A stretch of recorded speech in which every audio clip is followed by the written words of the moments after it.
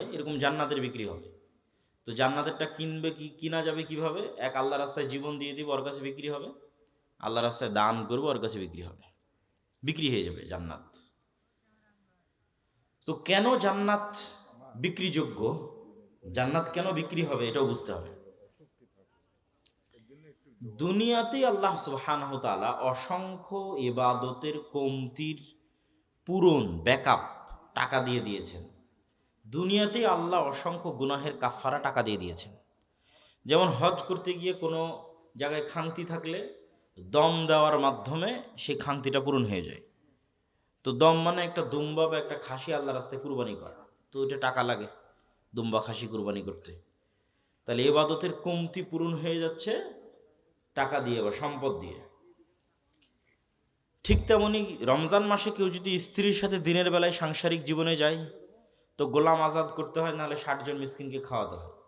তো 60 মিসকিনকে খাওয়াতেও টাকা লাগে, গোলাম আজাদ করতেও টাকা লাগে। তাহলে গুনাহের কাফফারাও হচ্ছে টাকা দিয়ে, ইবাদতের কমতি থাকলে ওটাও পূরণ হচ্ছে টাকা দিয়ে। এই সেম সিস্টেমটা কিয়ামতের মাঠেও কাজ করবে।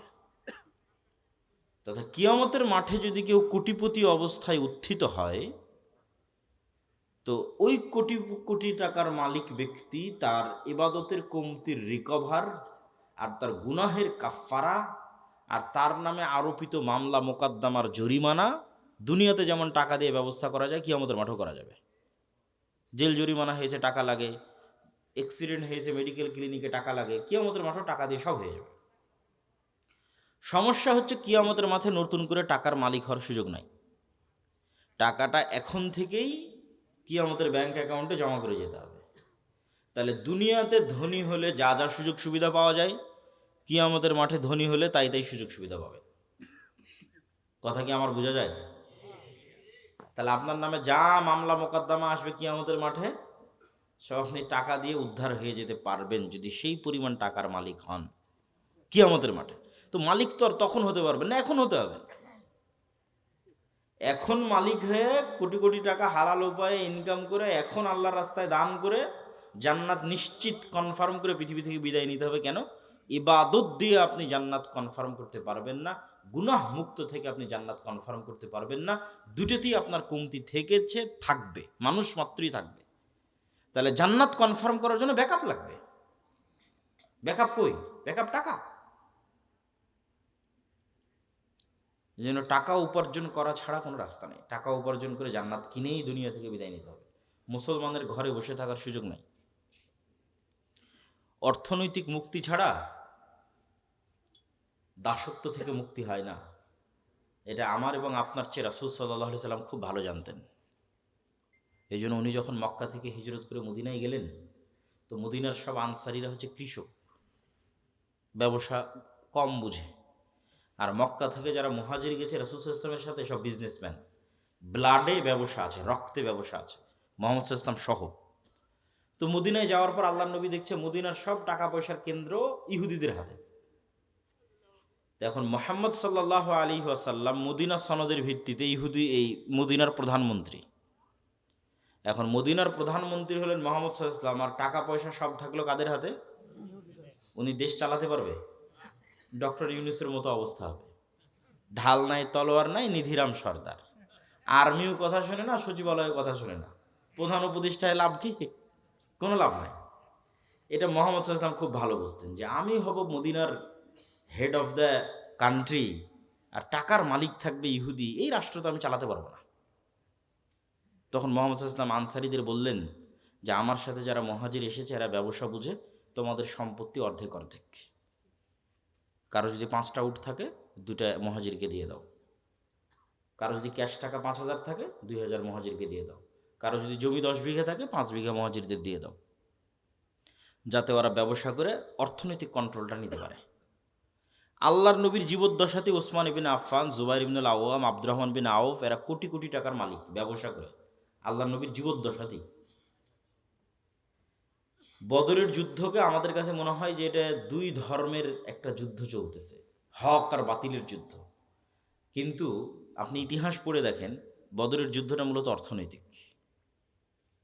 এখান থেকে কেবলা কোন দিকে? এই দিকে কেবলা, তাই না? এদিকে যদি কেবলা হয় তাহলে বুঝেন এইটা হচ্ছে মক্কা, এইটা মদিনা, আর এই যে মাইকটা এখানে রাখা আছে এটা সিরিয়া।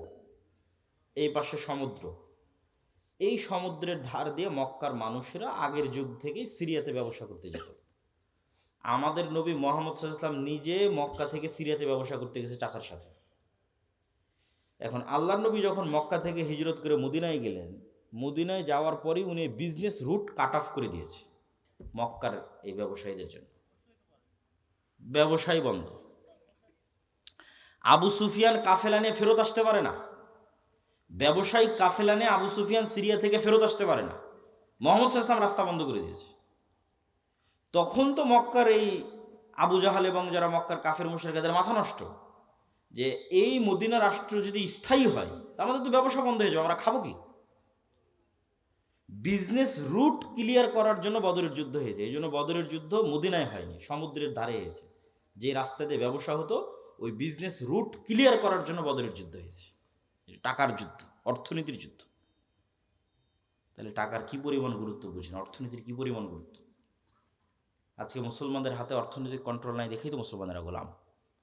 অর্থনৈতিক কন্ট্রোল ইহুদিদের হাতে দেখেই তো আমরা গোলাম।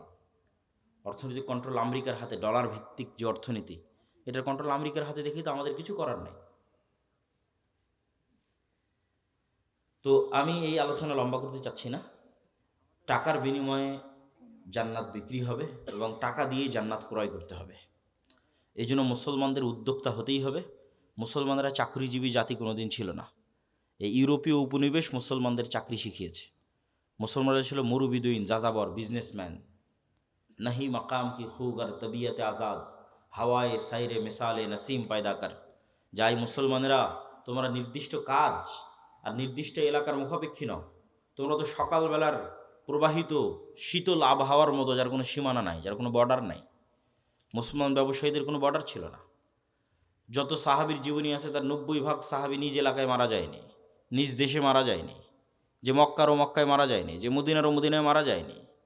কে ইরাকে, কে সিরিয়ায়, কে ইয়েমেনে, কে আফগানিস্তানে, কে মরক্কোতে, কে আফ্রিকাতে, যে যেখানে পেরেছে সে যেখানে চলে গেছে। বিজনেস আর দাওয়াত, ব্যবসার দাওয়াত। জিন্দা কওমো কা ইহি হে আলামত কে বদলতি রহতি হ্যাঁ উনকা শুভ শাম। আল্লামা ইকবাল লিখেছে, জীবিত কওমের এটাই চিহ্ন যাদের সকাল সন্ধ্যা পরিবর্তন হতে থাকে। যার সকাল সন্ধ্যা প্রত্যেক দিন একই রকম, ও তো মারা গেছে। সকালবেলা শুটবুট পরে অফিসে যায়, আবার বিকেলবেলা আসে, আবার সকালবেলা অফিসে যায়, আবার বিকেলবেলা আসে। তাহলে আর প্রতিদিনের সকাল সন্ধ্যা একই রকম, তাহলে এটা মৃত জাতি। আর মরু যাযাবর বিদুইন, আজ এখানে 5 দিন থাকলো গরু ছাগল উট নিয়ে, 5 দিন পর আবার 100 কিলোমিটার দূরে আর এক জায়গায় চলে গেছে। ওখানকার যুদ্ধ, ওখানকার পরিবেশ ভিন্ন। আবার দাওয়াত, আবার ব্যবসা নিয়ে আর এক এলাকায় চলে গেছে, সেখানকার পরিবেশ, সেখানকার সমস্যা ভিন্ন। আবার ওখান থেকে 1 বছর 2 বছর পর আবার আর এক জায়গায় চলে গেছে ব্যবসা দাওয়াত নেওয়ার। প্রত্যেক দিনের সকাল আর সন্ধ্যা পরিবর্তন হচ্ছে। এটা জীবিত জাতি, এটাই মুসলমান উম্মাহ। আর ইউরোপীয় উপনিবেশ এসে মুসলমানদের শেখালো তোমরা চাকরি করো, যে আমরা হয়ে গেলাম গোলাম। ব্যবসায়ী হতে হবে, টাকা ইনকাম করতে হবে, প্রচুর পরিমাণে মসজিদ মাদ্রাসায় টাকা দিতে হবে। আমি আগে মনে করতাম, বাংলাদেশ ছাড়ার আগে, ইউরোপ যাওয়ার আগে মনে করতাম যে আমরা মুসলমানেরাই মনে হয় বেশি দানের কথা বলি আর বেশি দান করি। ইউরোপ ঘোরার পর, ইংল্যান্ড ঘোরার পর আমার এই ভুল ধারণা ভেঙে গেছে। আমাদের চাইতে ওরা বেশি দান করে, ওরা বেশি ডোনেট করে। এই জন্য তো খ্রিস্টান মিশনারিগুলো এত পাওয়ারফুল। এগুলো সরকারি টাকা নয়, এগুলো আপনাদের মতো সাধারণ মানুষের দানের টাকা। যে টাকাগুলো ওরা ইউরোপ থেকে, আমেরিকা থেকে, ইংল্যান্ড থেকে নিয়ে বাংলাদেশে ব্যয় করতেছে, এরকম সারা পৃথিবীতে ব্যয় করতেছে। এগুলো সব আপনাদের মতো সাধারণ মানুষ দান করেছে, সরকার নয়। এই পরিমাণ তারা দান করে। তো আমি সবার প্রতি উদাত্ত আহ্বান জানাবো যে আমরা আজকের এই প্রতিষ্ঠানে যে যতদূর সম্ভব আপনাদের স্বেচ্ছাসেবক যদি থাকে ভিতরে যাওয়ার জন্য বলে দেন। বৈঠকি দানে আমরা সবাই অংশগ্রহণ করি এবং আমি আমার বক্তব্যের মূল বিষয়বস্তুর দিকে এগিয়ে যাই। যে আমার বক্তব্যের মূল বিষয়বস্তু হচ্ছে গোলামি থেকে মুক্তির উপায়, দাসত্ব থেকে মুক্তির উপায়। আজকে মুসলমানদের যে গোলামি এবং দাসত্ব, এই গোলামি থেকে এবং এই দাসত্ব থেকে মুক্তির উপায় কি? আপনারা একটু 5 মিনিটের মধ্যে আপনাদের আদায়ের কাজটা শেষ করে ফেলেন। নিজ নিজ সবাই একটু নিজ নিজ জায়গা থেকে উঠে আশপাশ থেকে আদায় করে ফেলেন এবং সবাই অংশগ্রহণ করেন যে যতটুকু পারেন এবং মূল বক্তব্যের দিকে মনোযোগী হন।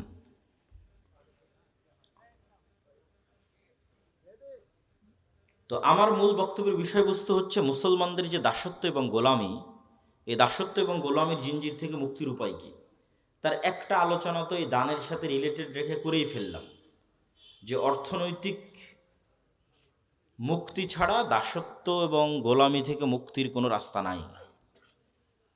এবং এই অর্থনৈতিক মুক্তির গুরুত্ব বুঝাতে গিয়ে রাসূল সাল্লাল্লাহু আলাইহি ওয়াসাল্লামের অসংখ্য ঘটনা আপনাদের সামনে এবং রাসূল সাল্লাল্লাহু আলাইহি ওয়াসাল্লামের দিক নির্দেশনা আপনাদের সামনে তুলে ধরলাম।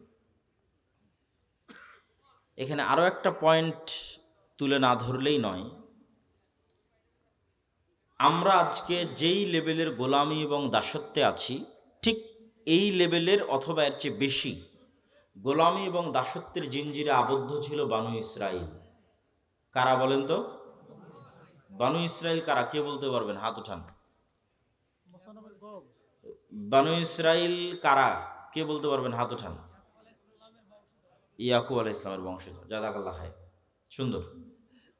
ইব্রাহিম আলাইহিস সালাতু ওয়াস সালামের দুই ছেলে ইসহাক এবং ইসমাইল। দুই ছেলের নাম কি?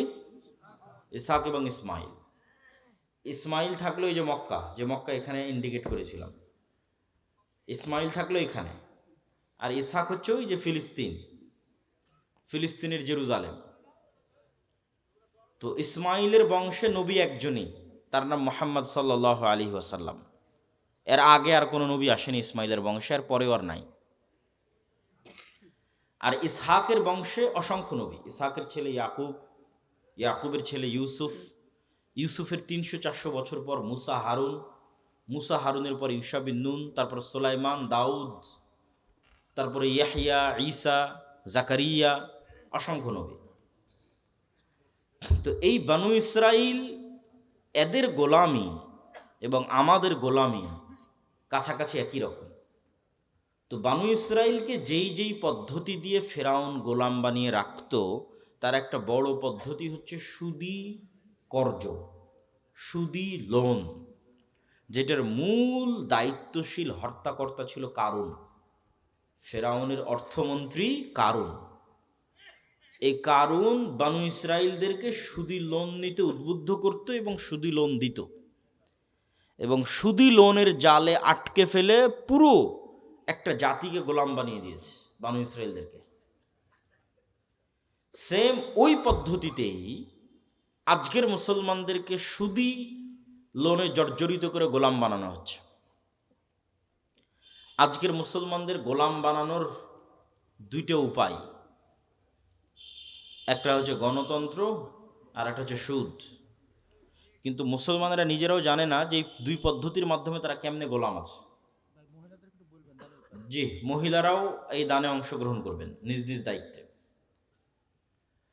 তো সুদ এবং গণতন্ত্রের মাধ্যমে মুসলমানেরা কেমনে গোলাম আছে, এটা একটু বোঝার চেষ্টা করতে হবে, নাহলে খুব কঠিন হবে আমাদের মুক্তির রাস্তা। আল্লামা ইকবাল লিখছেন, नए ज़माने के आज़र ने तरशवाए हैं सनम और इंसार खुदाओं में बड़ा सबसे वतन है, इसका जो पैराहन है वो मजहब का कफन है।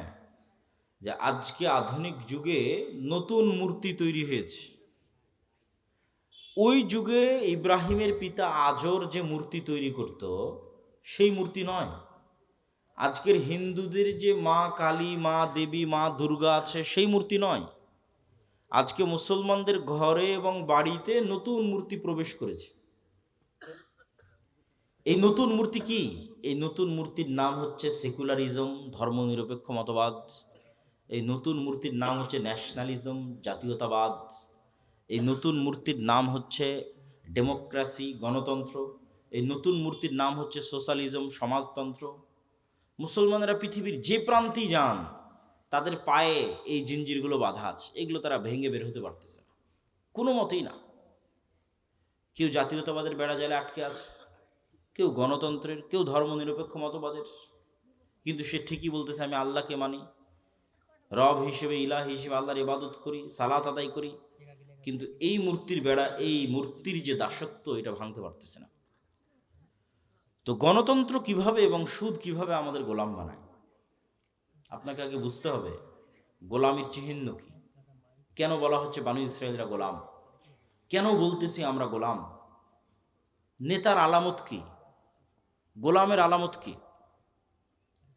দেখেন, বানু ইসরায়েলরা নবীর সন্তান হওয়ার পরেও মুসা আলাইহিস সালাতু ওয়াস সালামকে বলতেছে লান নুমিনা লাকা হাত্তা নারাল্লাহা জাহরাতান, মুসা যতক্ষণ তোমার আল্লাহকে না দেখব ততক্ষণ তোমার তাওরাতে ঈমান আনবো না। অথচ এই বানু ইসরাইল এখনই 2 দিন আগে, 1 সপ্তাহ হয়নি, চোখের সামনে দেখেছে সমুদ্র ফেটে রাস্তা তৈরি হয়েছে, ফেরাউন ডুবে মরে গেছে। এই দৃশ্য নিজে চোখে দেখার পর মানুষ কেমনে বলতে পারে যে মুসা তোমার আল্লাহকে না দেখা পর্যন্ত তোমার তাওরাতে ঈমান আনবে না?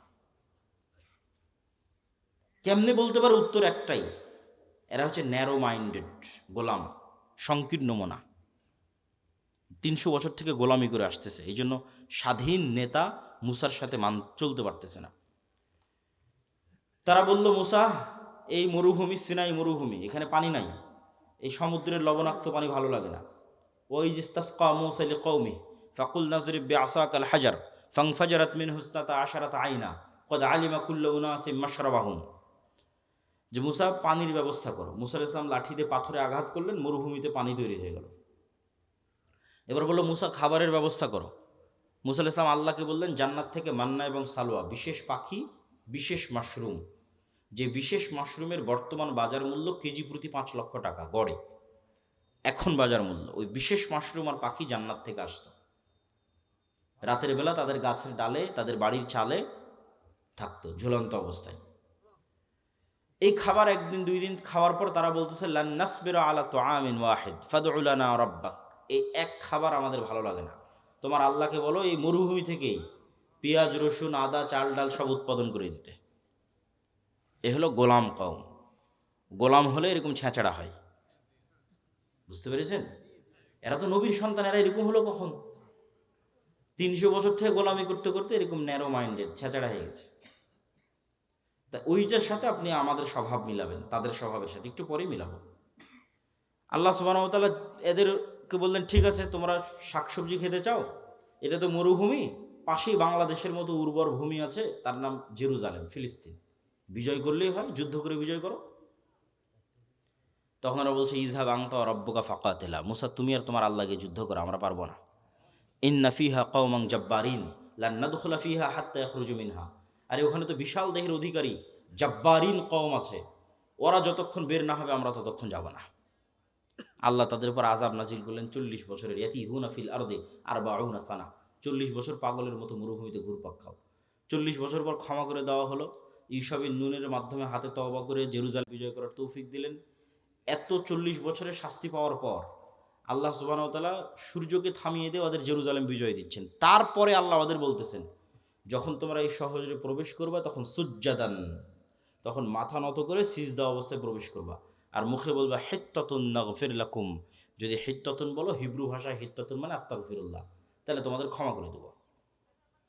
এরা আল্লাহর এত বড় নিয়ামত পাওয়ার পরও জেরুজালেমে যখন প্রবেশ করলো তখন পিছন আগে দিল, মাথা উপরে দিল, আর মুখে হিত্তাতুনের জায়গায় বলল হিনতাতুন। দাউদ এবং সুলাইমান আলাইহিস সালামের যুগে আল্লাহ বললেন দাউদের কোরআন তেলাওয়াত শোনার জন্য শনিবারের দিন সমুদ্র এবং নদীর মাছেরা একত্রিত হয়, তোমরা শনিবারের দিন এই মাছগুলোকে ধরিও না। তারা বলল ঠিক আছে, শনিবারের দিন ধরবো না, মাছগুলোকে আটকে রেখে দিল, রবিবারের দিন ধরল। যে আল্লাহ আপনি তো শনিবারের দিন ধরতে মানা করেছেন, শনিবারের দিন তো ধরিনি, মাছ আটকে রেখে দিয়ে কী বারে ধরেছে? তাহলে 2 নম্বরই বুদ্ধিতে 1 নম্বর না 2 নম্বর? না বাংলাদেশিদের চেয়ে বেশি না কম?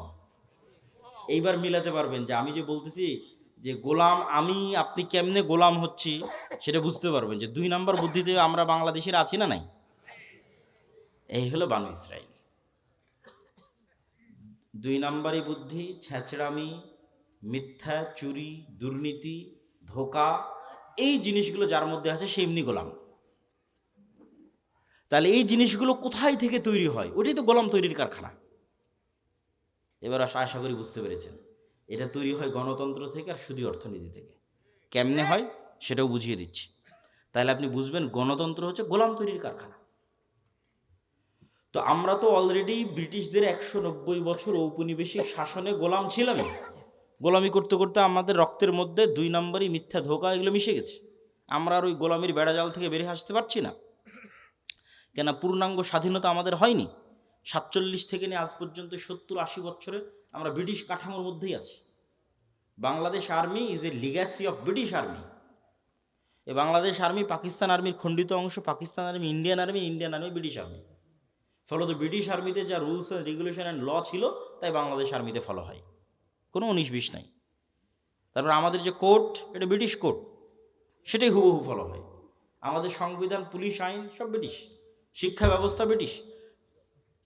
তাহলে পূর্ণাঙ্গ স্বাধীনতা আসেনি, ওই ফরম্যাটের মধ্যেই আছে। তো গণতন্ত্র চাপিয়ে দেওয়া আছে আমাদের উপরে, যেন এখানে নেতা বের না হতে পারে। নেতা মানেই হচ্ছে সে 2 নম্বরে বেরোবে না, নেতা মানেই হচ্ছে সে মিথ্যার আশ্রয় নেবে না, নেতা মানেই হচ্ছে সে ধোঁকা দিবে না, নেতা মানেই হচ্ছে সে মাথা উঁচু থাকবে, মাথা বিক্রি করবে না, নেতা মানে সে টাকার কাছে মাথা নত হবে না, মানে সে কোনো প্রকার লিয়াজু লবিং 2 নম্বরই রাস্তার সাথে যার সম্পর্ক নাই, ও হচ্ছে রিয়াল হিরো, রিয়াল নেতা, প্রকৃত নেতা। নবীরা এরকম নেতা ছিল। তাহলে এইরকম নেতা তৈরির রাস্তা বন্ধ করতে হলে যেই রাস্তাতে লিয়াজু লবিং দুর্নীতি এগুলো শিখা যাবে সেটা ধরে রাখতে হবে, নাহলে তো সবাই নেতা হয়ে যাবে, সবাই উসমান হাদি হয়ে বসে থাকবে। তাহলে উসমান হাদি যেন না হতে পারে, তার জন্য গণতন্ত্র, ডেমোক্রেসি। তাহলে কি হবে? এক দল আর এক দলের বিরুদ্ধে তো বলবেই, একই আসনের মনোনয়ন প্রার্থী 6 জন 7 জন 10 জন, একজন আর একজনের চেয়ে মনোনয়নটা কে নিয়ে আসতে পারবে তার জন্য লিয়াজু লবিং, টাকা পয়সার লেনদেন, মিথ্যা, ধোঁকা, দুর্নীতি, দুর্নাম সব অবলম্বন করে তারপরে মনোনয়ন পেয়েছে। এগুলো অবলম্বন না করলে মনোনয়ন পাবে না, ঘরে বসে থেকে মনোনয়ন পাবে না। ওকে 2 নম্বর রাস্তার মধ্যে যেই মনোনয়ন নিতে হয়েছে। তাহলে এই 2 নম্বর রাস্তা দিয়ে যে মনোনয়ন নিয়ে আসলে, ও তো আগেই গোলাম হয়ে বসে আছে। কালচার, গণতন্ত্র ওকে কি বানিয়ে দিল? গোলাম বানিয়ে দিল। তাহলে এখন এই পদ্ধতির মধ্যে মনোনীত 300 এমপি যদি নির্বাচিত হয়ে ক্ষমতায় আসে, এরা যদি মিনিস্টারও হয়, প্রাইম মিনিস্টারও হয়, এরা স্বাধীন না এরা গোলাম? এত আসতে বললেন যে, এরা স্বাধীন না গোলাম? গোলাম এমপি, গোলাম মন্ত্রী, গোলাম প্রাইম মিনিস্টার, গোলাম কান্ট্রি। কেননা ও স্বাধীনতার মূল বেসিক ক্রাইটেরিয়া পূরণ করতে পারেনি। তো বানু ইসরাইল 2 নম্বর রাস্তা অবলম্বন করে এসেছে। তাহলে যে 2 নম্বর রাস্তা অবলম্বন করে বড় হয়েছে, ওকে আমি আমেরিকা, আমি ভারত বলবো, বাবা তুই যা দুর্নীতি চুরি চামারি কর, কোনো সমস্যা নাই। বাংলাদেশের মানুষ যেদিন 36শে জুলাইয়ের মতো পিটুনি দিবে, পালিয়ে ভারতের আমেরিকায় চলে আসবি, সব টাকা পয়সা আমাদের এখানে পাঠাবি, কোনো সমস্যা নেই। তাহলে বাংলাদেশ এমন একটা গাভী, যেই গাভীর অসংখ্য দুধ, কিন্তু এই দুধ এই দেশে থাকে না, সব পাচার হয়ে বিভিন্ন দেশে চলে যায়। তাহলে এই দুধ যেন পাচার হয়, এর জন্য তো ওই রকম নেতাই তৈরি করা লাগবে, দুর্নীতিবাজ নেতাই তো তৈরি করা লাগবে। দুর্নীতিবাজ নেতা কি থেকে তৈরি হবে? গণতন্ত্র যদি না থাকে। গণতন্ত্র যদি না থাকে তাহলে তো দুর্নীতিবাজ নেতা তৈরি হবে না। আর ওসমান হাদিদের মতো নেতা, যারা মেরুদণ্ড বিক্রি করে না, যারা লবিং লিয়াজু করে না, যারা সত্য এবং ন্যায়ের উপর অটল থাকে, এরা তো হুমকি। এরা আধিপত্যবাদীদের জন্য হুমকি, সাম্রাজ্যবাদীদের জন্য হুমকি। এরা তো বাংলাদেশের পক্ষের, এটা তো বিক্রি হয় না, এটাই তো নেতা, এরা তো বানু ইসরায়েল নয়। ওই রকম নেতা যদি বের হয়ে আসেও এই গণতন্ত্রের বেড়াজাল দিয়ে, তাহলে এই যে ওসমান হাদির মতো হত্যা করে উড়িয়ে দেবে।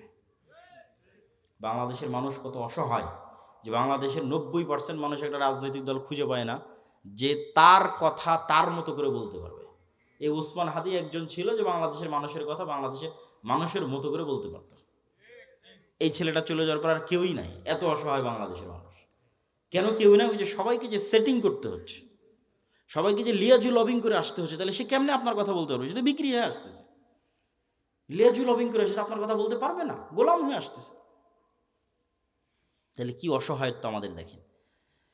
তো এই গোলামির কালচার কন্টিনিউ করার জন্য একটা ওয়ে হচ্ছে গণতন্ত্র, আর একটা ওয়ে হচ্ছে সুদ। কেন সুদ?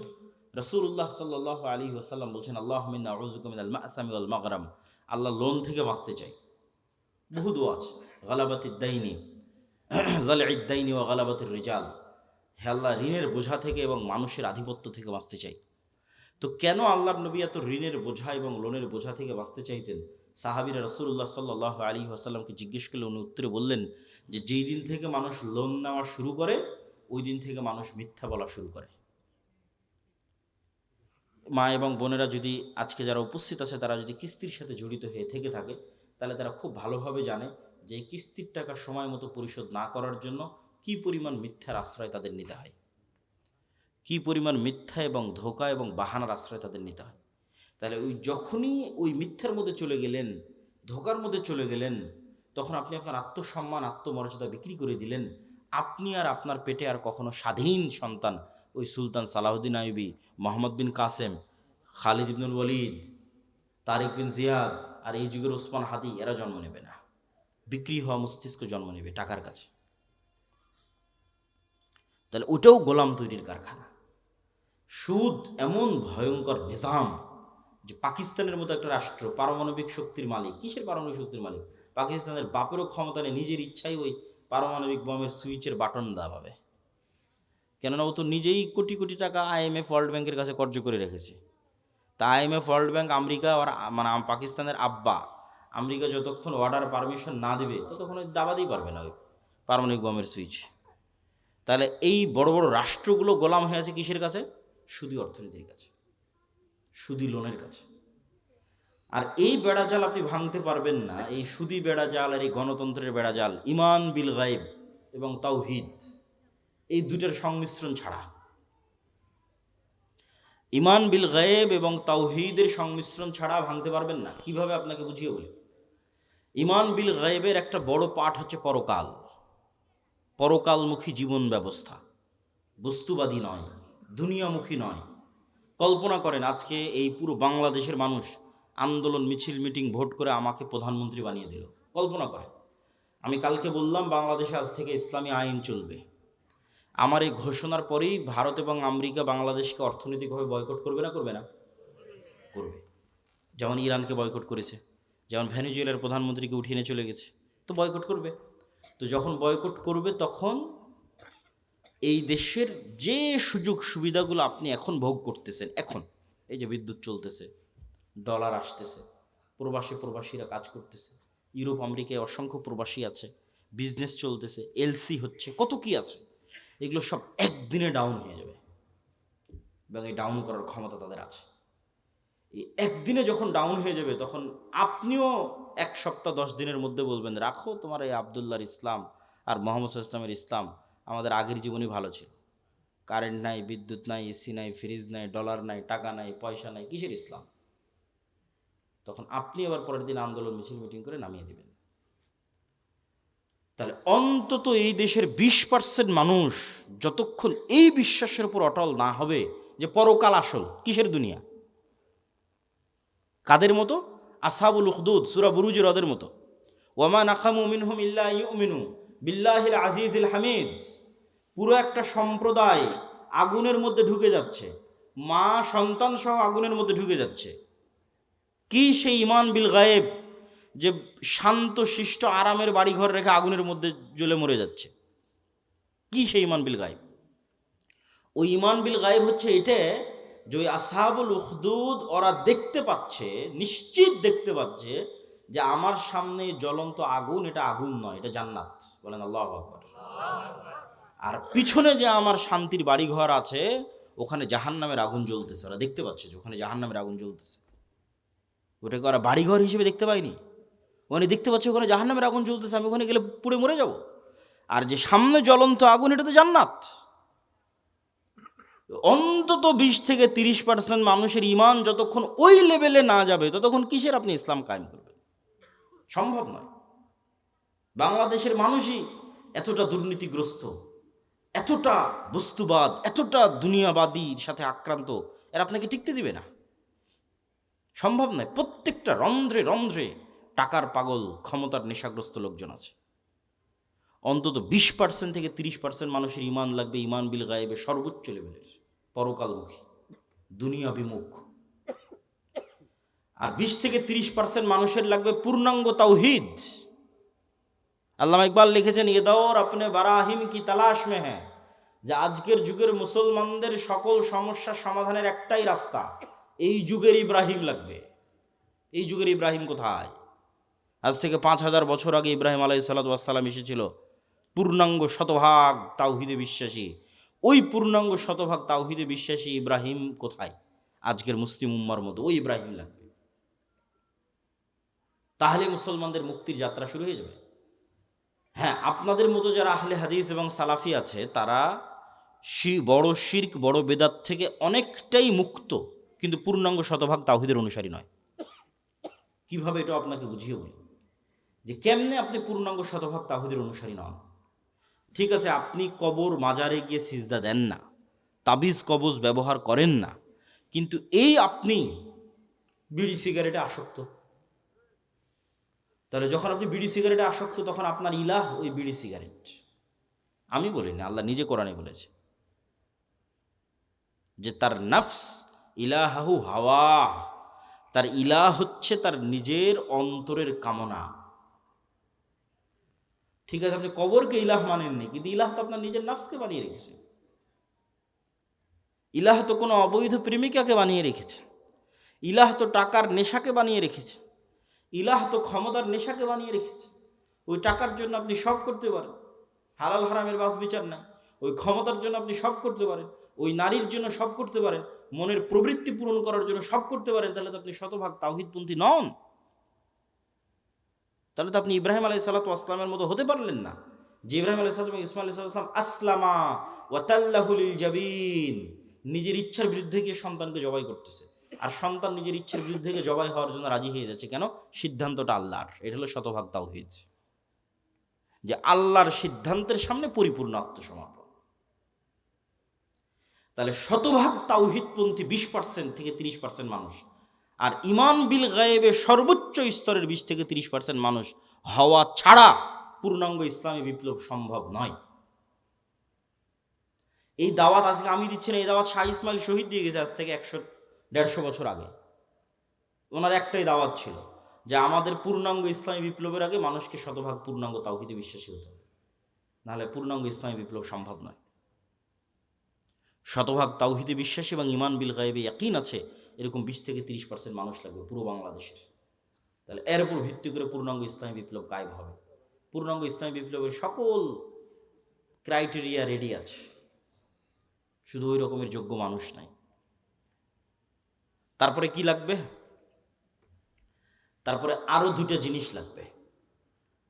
এক, আমি পূর্ণাঙ্গ তাওহীদপন্থী মানুষ, ঠিক আছে, আমি পূর্ণাঙ্গ ঈমান বিল গায়ব অর্জন করলাম, ঠিক আছে, কিন্তু নেতা হওয়ার জন্য আরো দুটো জিনিস লাগবে। ওই দুটো জিনিস পূরণ না করতে পারলে নেতা হতে পারবেন না। একটা হচ্ছে আল্লাহ সুবহানাহু ওয়া তাআলা এই পৃথিবী যেই ফাংশনের উপর ডেভেলপ করেছে ওই ফাংশন আপনাকে ইউজ করতেই হবে। তো এই পৃথিবীতে নেতা হওয়ার ফাংশন হচ্ছে জ্ঞান এবং শিক্ষা, এটা আল্লাহই দিয়ে রেখেছে। এখন এই জ্ঞান এবং শিক্ষার বাটন যদি ইহুদি খ্রিস্টান চাপে তাও ওরা নেতা হয়ে যাবে। এই জ্ঞান শিক্ষার বাটন যদি হিন্দু ডোম চামার ম্যাথর মুচির চাপে ওরা নেতা হয়ে যাবে। আল্লাহ কখনো তার রুলস ভাঙেন না। এখন এই নাটোর, এই এলাকার নাম কি?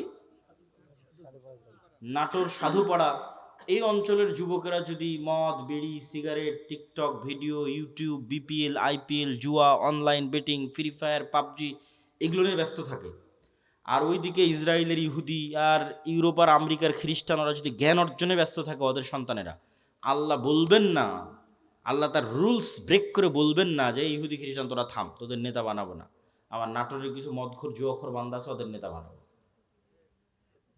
এইটা আল্লাহ করবেন না। নেতা হতে হলে গোলামির জিঞ্জির আপনাকে নিজে হাতেই ভাঙতে হবে, সেটা জ্ঞান এবং শিক্ষা। জ্ঞান এবং শিক্ষায় সর্বোচ্চ স্তর অর্জন করার চেষ্টা ছাড়া নেতা হওয়ার আর কোনো রাস্তা পৃথিবীতে নাই। নেতা হওয়ার এই রাস্তা আল্লাহ নির্ধারণ করেছে। তলুতকে আল্লাহ বলছেন বাস্তাতান ফিল ইলমি ওয়াল জিসম, যে আমি তলুতকে বানু ইসরাইলের নেতা বানিয়েছি, জ্ঞানে বড় তাই, জ্ঞানে বেশি তাই। আদমকে ফেরেশতা এবং জিনের উপর শ্রেষ্ঠত্ব দিয়েছি, জ্ঞানে বেশি তাই। আল্লাহ সুবহানাহু ওয়া তাআলা নিজের রুবুবিয়ত এবং উলুহিয়তের চ্যালেঞ্জ দিয়েছেন তার জ্ঞান দিয়ে, সবার চেয়ে অসীম জ্ঞানের অধিকারী তিনি। তাহলে শক্তিশালী হওয়ার নেতা হওয়ার রাস্তা জ্ঞান, যে গ্রহণ করবে সেই নেতা হবে, আল্লাহ বাধা দিবেন না। আর মুসলমান যদি গ্রহণ না করে কি করার বলেন? কিছুই করার নেই। তাহলে 3 নম্বর রাস্তা হচ্ছে জ্ঞান অর্জন করতে হবে। 4 নম্বর রাস্তা সত্যবাদিতা এবং ন্যায়পরায়ণতায় অটল থাকতে হবে, পাহাড়ের মতো। যেটাতে আলোচনা শুরু করেছি যে 2 নম্বরই ধোঁকাবাজি, এগুলো যে গণতন্ত্র এবং সুদ থেকে আসে, ওটার বিপরীতটাই হচ্ছে সত্যবাদিতা ন্যায়পরায়ণতায় অটল থাকা, ওসমান হাদিদের মতো। কিন্তু মুসলমানদেরকে আমরা ইসলামটা বুঝাতেই পারলাম না। বাংলাদেশের OC, DC, SP, AC land, sub registrar, সচিবালয়ে কত সচিব বসে আছে। আমরা তো বাহির থেকে তো এসে আর আমাদের কেউ গোলাম করতেছে না, আমাদের লোকজনই তো গোলাম, বাংলাদেশের নাগরিকেরাই তো গোলাম, বাহির থেকে এসে কেউ গোলাম করতেছে না তো। এই সমস্ত পদে যারা বসে আছে এরা টাকার কাছে বিক্রি হয়ে যায়, অথচ এরা সালাত আদায় করে, এরা হজ করে, এরা ওমরা করে, এরা মসজিদ মাদ্রাসায় যে কমিটি, বিশেষ অতিথি, প্রধান অতিথি, এরা সবাই আছে, কিন্তু নিজ চেয়ারে যখন বসতেছে তখন 2 নাম্বারই করতেছে। তাহলে এরা কি মনে করেছে? এরা মনে করেছে ঠিক আছে, আমি সচিবালয়ে বসে এসিল্যান্ড, সাব রেজিস্ট্রার যা আছে সব হয়ে যত পারি 2 নাম্বারই সুদ ঘুষ দিয়ে টাকা ইনকাম করব, আর নামাজ পড়ে হজ করে আর দান করে ওটাকে মাফ করে নেব। নাউজুবিল্লাহ। তাহলে আমরা হুজুররা এটা বুঝাতে পারিনি, আলেম ওলামা বুঝাতে পারিনি যে ইসলাম কি। এটা তো মুনাফিকই, শুধু মুনাফিক, তার অন্তরে তো ইমানই ঢোকেনি। তার সালাত কি, তার সিয়াম কি, তার হজ কি, সে তো মুনাফিক। রাসূলুল্লাহ সাল্লাল্লাহু আলাইহি ওয়াসাল্লামের স্পষ্ট হাদিস, ইযা তুমিনা খানা, তাকে যে আমানতের দায়িত্ব দেওয়া হয়েছে ওটার খেয়ানত করে যে মুনাফিক, ওর অন্তরে ঈমান ঢোকেনি। লা ঈমান লিমান লা আমানাতা লাহু। তাহলে মুনাফিকের হারাম টাকার, দুর্নীতির টাকার কিসের ইবাদত? বরং ওর উল্টাটা, ও যদি কোনো বড় ইবাদত নাও করে, কোটি কোটি টাকা দান নাও করে, তাহাজ্জুদের রাতের সালাত নাও আদায় করে, হজ নাও করে, শুধু ওর যে চেয়ারে বসে আছে ওসি, ডিসি, এসপি, মন্ত্রী, সচিব, এসিল্যান্ড, এই চেয়ারে চুল পরিমাণ অন্যায় না করে, তাহলে এদের হজের চেয়ে, এদের রাতের তাহাজ্জুদের সালাতের চেয়ে এবং অন্যদের কোটি কোটি টাকা দানের চেয়ে সে শ্রেষ্ঠতম নেকির অধিকারী হবে। রাসূলুল্লাহ সাল্লাল্লাহু আলাইহি ওয়াসাল্লাম বলেছেন, সাবআতু ইউযিল্লুহুমুল্লাহ ইয়াওমা লা যিল্লা ইল্লা যিল্লুহু। 1 নম্বরে ইমামুন আদিল। 7 শ্রেণীর যারা বিশেষ আল্লাহর ছায়া পাবে, এখানে সবাই আছে, নামাজি আছে, দানবীর আছে, সবাই আছে, কিন্তু 1 নম্বরে জায়গা দেওয়া হয়েছে পদে বসে ন্যায়পরায়ণ যে। ও তো এমনি সবচেয়ে বড় নেকির কাজ, ওর জন্য তো এমনি জান্নাত। ও তো আল্লাহর গুণে গুণান্বিত হয়েছে। আল্লাহ যেমন বিচারের আসনে বসে শতভাগ ন্যায়পরায়ণ, আল্লাহ যেমন রাজত্বের আসনে বসে শতভাগ ন্যায়পরায়ণ, আল্লাহর মহৎ গুণ হচ্ছে আল্লাহ ন্যায়পরায়ণ, আল্লাহ জুলুম করেন না। ইন্না হারামতু যুলমা আলাইয়া। মানুষ হয়ে যে আল্লাহর গুণে গুণান্বিত হতে পারে, আল্লাহু আকবার, এটা কত বড় ইবাদত যে মানুষ হয়ে ওসি তারপরে ডিসি, এসিল্যান্ড, সাব রেজিস্ট্রার, সচিব, এই চেয়ারে বসে সে দুর্নীতি করবে না, ন্যায় করবে, এটা অনেক বড় ইবাদত। আর এই চেয়ারে বসে দুর্নীতি করে সেই টাকা দিয়ে হজ করবে, সেই টাকা দিয়ে মসজিদ মাদ্রাসায় দান করবে, এটা মুনাফিক। আমরা মানুষকে দিন বুঝাতে পারিনি। রাজনীতিবিদদের হাতে ক্ষমতা নেই, ক্ষমতা এদের হাতে। রাজনীতিবিদরা তো 5 বছরের জন্য আসে যায়, ভোট করে, কিন্তু এদের চাকরিতে রিটায়ার্ড না হওয়া পর্যন্ত থাকে। এরা যদি বলে যে আজ থেকে আমরা বিক্রি হব না কোনো দলের কাছে, দেশ একদিনে ঠিক হয়ে যাবে, একদিনে। তো এরা কাদের ঘরের সন্তান? আমাদের ঘরের সন্তান, আমাদের ছেলে মেয়ে। পুলিশে কারা, আর্মিতে কারা, সচিবালয়ে কারা, বিসিএস পরীক্ষা কারা দেয়? আমার আপনার ছেলে মেয়ে। এদের আমাদের ঠিক করতে হবে দাওয়াত দিয়ে, নতুন প্রজন্মকে সত্যবাদিতা এবং ন্যায়পরায়ণতা অটল হতে হবে। এটাই তো গোলামি থেকে মুক্তির রাস্তা। ওই দিন থেকেই তো দেশ স্বাধীন। সম্মানিত উপস্থিতি, তাহলে 2টো পয়েন্ট বললাম নেতা হওয়ার, এক শিক্ষা এবং জ্ঞান, আর এক সত্যবাদিতা এবং ন্যায়পরায়ণতা। থাকলেই মানুষ নেতা হয়ে যাবে, অটোমেটিক নেতা হয়ে যাবে, কিচ্ছু করা লাগবে না, আল্লাহ নেতা বানিয়ে দিবে তাকে। আর এবার 4 নাম্বার পয়েন্ট, যেটাতে বক্তব্যের শেষের দিকে যাব, সেটা হচ্ছে এই গুণে গুণান্বিত মানুষেরা যখন আসবে, যারা তাওহীদে বিশ্বাসী, ঈমান বিল গায়বে ইয়াকিন রাখে, জ্ঞানে সর্বোচ্চ, আবার তাকে কিনা যায় না, এই মানুষগুলো পৃথিবীর জন্য হুমকি। এদের উপর জুলম নেমে আসবে, এদের উপর বাধা নেমে আসবে, এদের উপর অত্যাচার নেমে আসবে। এই জন্য এদের বাঁচার রাস্তা হচ্ছে আল্লাহর সাহায্য। এদের বাঁচার রাস্তা কি? দুনিয়ার শক্তি দিয়ে বাঁচার কোনো রাস্তা নেই। মুসলমানদের অতীতে, আজ, ভবিষ্যতে দুনিয়ার শক্তি দিয়ে বাঁচার কোনো রাস্তা নেই। মুসলমানদের বাঁচার রাস্তা আল্লাহর সাহায্য। আল্লাহর সাহায্য পাওয়ার 2টো বড় রাস্তা, 2টো বড় সিক্রেট রেসিপি আজকে দিয়ে বক্তব্য শেষ করব। যে মুসলমানদের জন্য আল্লাহর সাহায্য নিশ্চিত করার 2টো বড় রাস্তা, এক সালাত আর এক জিকির। সালাতের মধ্যে সবচেয়ে বড় পাওয়ারফুল হচ্ছে রাতের সালাত। সালাত হচ্ছে এমন এক টেকনোলজি, আমি উদাহরণ দিই ইবনুল কাইয়িম রাহিমাহুল্লাহকে সামনে রেখে, নাহলে দিতাম না। আমরা যেমন এখানে বসে থেকে হাজার হাজার কিলোমিটার দূরে থাকা আমেরিকার কোনো টিচারের কাছে অনলাইনে ক্লাস করতেছি, অথবা এখান থেকে শত কিলোমিটার দূরে থাকা ঢাকার কোনো টিচারের কাছে অনলাইনে ক্লাস করতেছি, তো পাসওয়ার্ড লগ ইন দিয়ে যখন ক্লাসে জয়েন করি তখন দুইজনে লাইভ সেশন, টিচারও যুক্ত হয়েছে, স্টুডেন্টও যুক্ত হয়েছে লাইভ সেশনে, কানেক্টেড। তো আজকের ইন্টারনেট, আজকের মোবাইল দিয়ে মানুষ হাজার কিলোমিটার দূরে থাকা টিচারের সাথে, মানুষের সাথে লাইভ কানেক্টেড হচ্ছে, লাইভ কথোপকথন করতেছে। তো সালাত এটার চেয়ে তো হাজারো লক্ষ কোটি গুণ উন্নত লেভেলের প্রযুক্তি, যা দুনিয়াতে থাকা মানুষকে 7 আসমানের উপরে থাকা রব্বুল আলামিনের সাথে লাইভ কানেক্টেড করে দেয় সরাসরি। মানুষ যখন সালাতে দাঁড়ায় এবং চোখ যখন সিজদার দিকে, অন্তর যখন আল্লাহর দিকে নিবদ্ধ, তখন রব্বুল আলামিনও তার মুখোমুখি হয়ে যান। দুনিয়াতে থেকে 7 আসমানের সাথে সরাসরি লাইভ কথোপকথনের প্রযুক্তি হচ্ছে সালাত। এই জন্য নবীরা সবসময় সালাতের আশ্রয় নিয়েছে। সূর্যগ্রহণে সালাত, চন্দ্রগ্রহণে সালাত, বৃষ্টি প্রার্থনায় সালাত, জানাজায় সালাত, বিপদ আপদে সালাত, রাতে সালাত। রাসূলুল্লাহ সাল্লাল্লাহু আলাইহি ওয়াসাল্লাম বদরের যুদ্ধের আগের দিন লম্বা রাতের সালাত আদায় করেছেন। আবু বকর রাদিয়াল্লাহু তাআলা আনহু বলছেন, কাফাকা মুনাশাদাতাকা রাব্বাক, হে রাসূলুল্লাহ, হে আল্লাহর নবী, আপনি নবী হয়ে আল্লাহর কাছে এত মোনাজাত করা লাগে, এত দোয়া করা লাগে, যথেষ্ট হয়েছে, বাস, আর করার দরকার নাই, আল্লাহ তো আপনাকে এমনি সহযোগিতা করবে। তাহলে কি পরিমাণ লম্বা রাতের সালাত মুহাম্মদ সাল্লাল্লাহু আলাইহি ওয়াসাল্লাম আদায় করেছেন, আর কি পরিমাণ দোয়া আল্লাহ সুবহানাহু ওয়া তাআলার কাছে করেছেন, যে আবু বকর রাদিয়াল্লাহু তাআলা আনহুর মতো সাহাবী এই দোয়ায় ক্লান্ত হয়ে গেছে, রাতের সালাতে ক্লান্ত হয়ে গেছে। তাহলে এখন বুঝেন, মুহাম্মদ সাল্লাল্লাহু আলাইহি ওয়াসাল্লাম আমার, আপনার এবং আবু বকর রাদিয়াল্লাহু তাআলার চেয়ে বেশি জানতেন যে কাল বদরের যুদ্ধে দুনিয়ার শক্তি দিয়ে আমার বিজয় সম্ভব নয়। কাল বদরের যুদ্ধে আমাকে জিততে হলে কার সাহায্য লাগবে? আল্লাহ। আর আল্লাহর সাহায্য পেতে হলে আমাকে রাতের সালাতে দাঁড়াতে হবে। তাহলে পৃথিবীর সর্বশ্রেষ্ঠ রাসূল, সর্বশ্রেষ্ঠ মানুষ আল্লাহর সাহায্য নেবেন, এই জন্য রাতে ঘন্টার পর ঘন্টা রব্বুল আলামিনের সামনে দাঁড়িয়ে আছেন।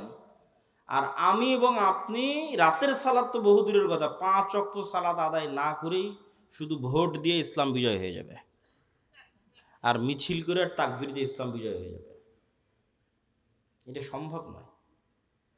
ওই যেমন বলেছে 20-30% মানুষ শতভাগ তাওহীদপন্থী লাগবে, 20-30% ঈমান বিল গায়েব লাগবে, ঠিক তেমন তার পাশাপাশি 5 ওয়াক্ত সালাত আদায়কারী এবং রাতের সালাতে অভ্যস্ত মানুষ লাগবে।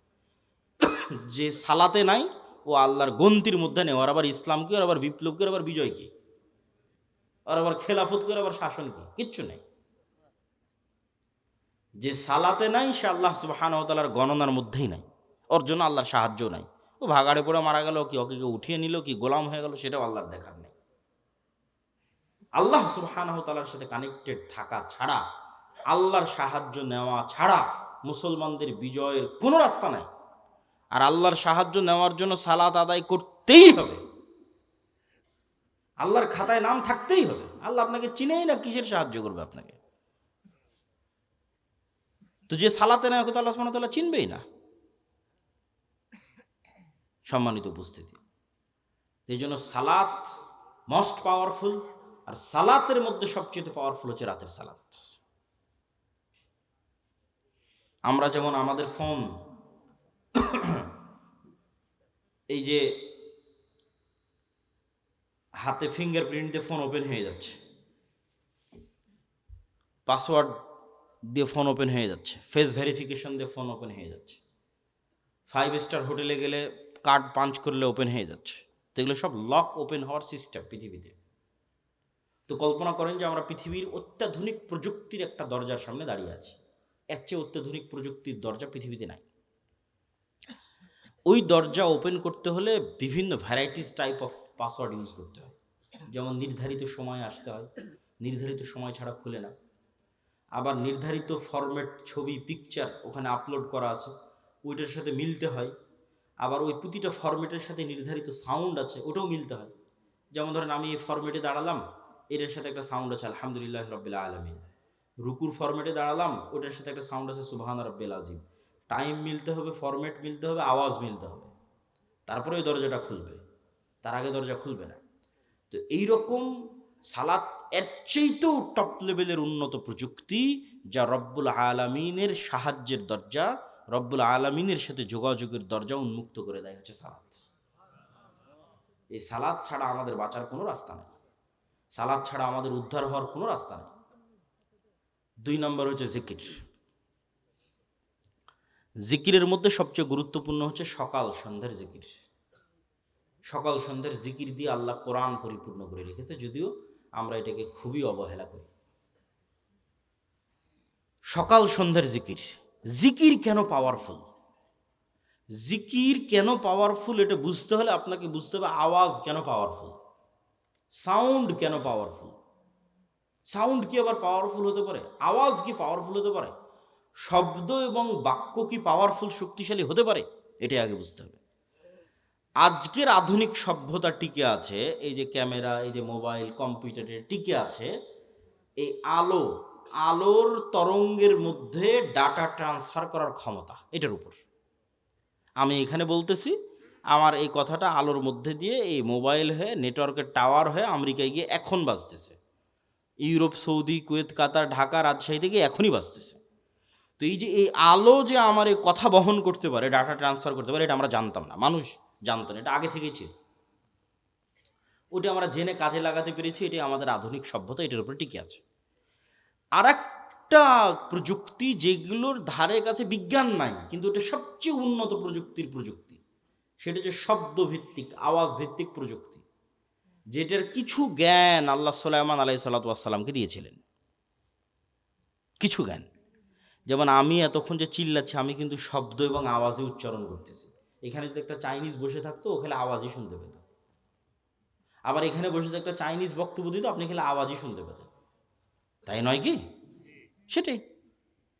তাহলে ঠিক কোনো এক স্টাইলের আওয়াজ উচ্চারণ করলে ওই পিঁপড়াও বুঝবে, সেই স্টাইলের আওয়াজ আমি জানি না। কোনো এক স্টাইলের আওয়াজ উচ্চারণ করলে পাখিও বুঝবে, আমি জানি না। কোনো এক ফরম্যাটের আওয়াজ উচ্চারণ করলে গরু বুঝবে, আমি জানি না। আবার গরুর ওই ফরম্যাটের আওয়াজের কি অর্থ আমি জানি না। যেমন অন্য একটা ভাষা আমার কাছে গরুর আওয়াজের মতোই আওয়াজ মনে হয়, সেই। কিন্তু এই জ্ঞানটা আল্লাহ কাকে দিয়েছিলেন?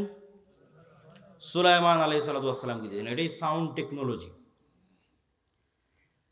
সুলাইমান আলাইহিস সালাতু ওয়াস সালাম তার দরবারে বলতেছে, রানী বিলকিসের সিংহাসন নিয়ে আসতে হবে। ক্বালা ইফরিতুম মিনাল জিন, ইফরিত নামক জিন দাঁড়িয়ে থেকে দাঁড়ানোর পূর্বে সিংহাসন নিয়ে আসবো। এই কথা সুলাইমান আলাইহিস সালামের পছন্দ হয়নি। সুলাইমান আলাইহিস সালাম আরো দ্রুত চান।